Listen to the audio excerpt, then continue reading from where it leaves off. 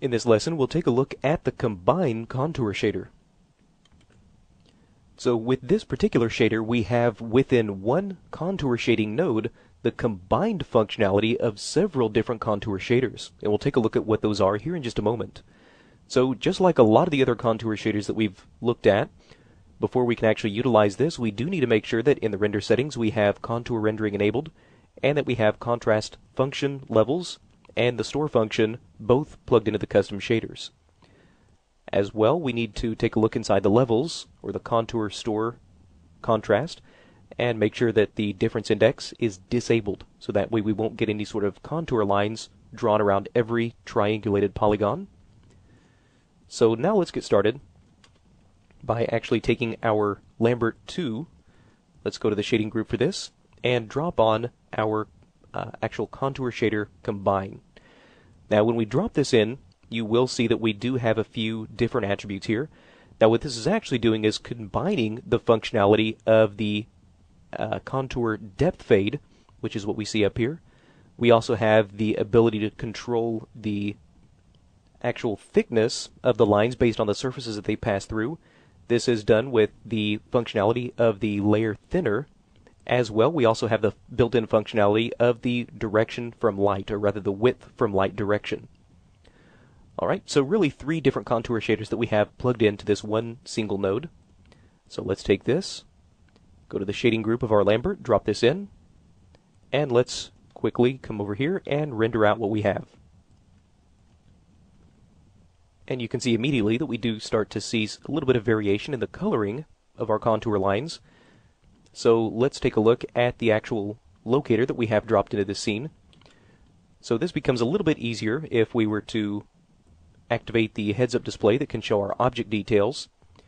So with this locator, we can move this to the closest corner of our cube, and we can actually use any piece of geometry for this, and see exactly what the closest area is to the camera. You can see right now this is roughly about 7 units away from the camera, so we'll remember that. And this furthest area away looks like it's roughly between 19 and 20 units away from the camera.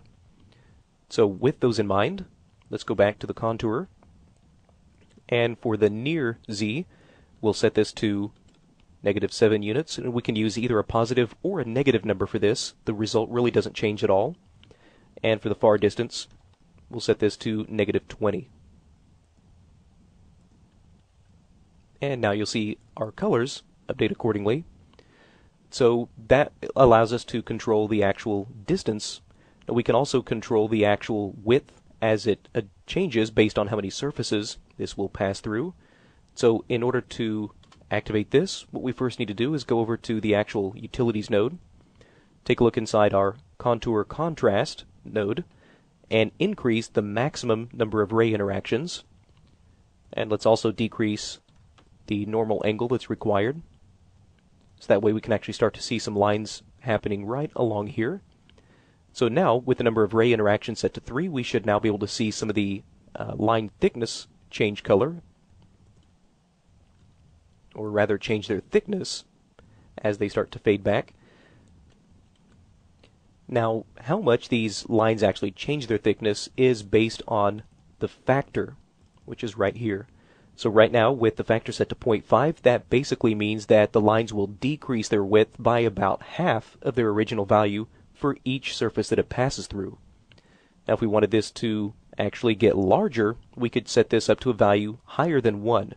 So with this set to a value of 1, that means the values won't change at all. With it set to something below 1, that means it will lower itself by that corresponding level. Anything higher than 1 means the line will actually get larger and thicker by this amount. So now the lines should actually double their width for every surface that it has to pass through. And you can see, again, that's exactly what we get. So let's start to maybe lower this factor a little bit more, so that way they don't change their thickness quite so much. If you wanted the near width to be a little bit larger, we could do that.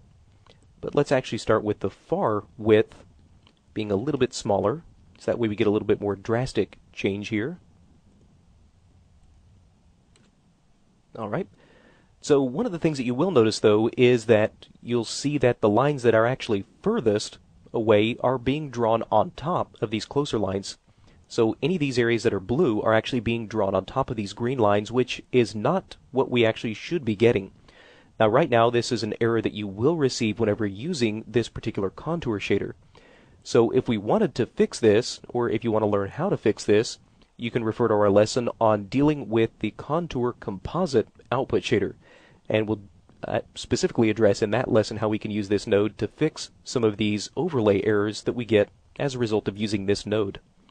So that's a look at how we can use this contour shader for combining the functionality of multiple different contour shaders.